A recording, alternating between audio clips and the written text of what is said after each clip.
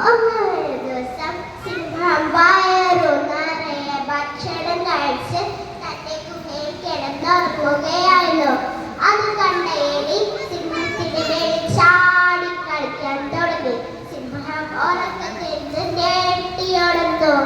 ആരാണ് എന്റെ മേൽ ചാടി കളിക്കുന്നത്? എലി പേടിച്ചു പോയി. അയ്യോ, ഞാനൊരു പാവമാണ്, എന്നെ വെറുതെ വിട്ടേക്കാണ്. അതിനു പകരമായി ഞാൻ സിംഹത്തെ എന്നേത് സഹായിക്കാമെന്ന് പറഞ്ഞു. അത് കേട്ട സിംഹം പൊട്ടിച്ചിരിച്ചു.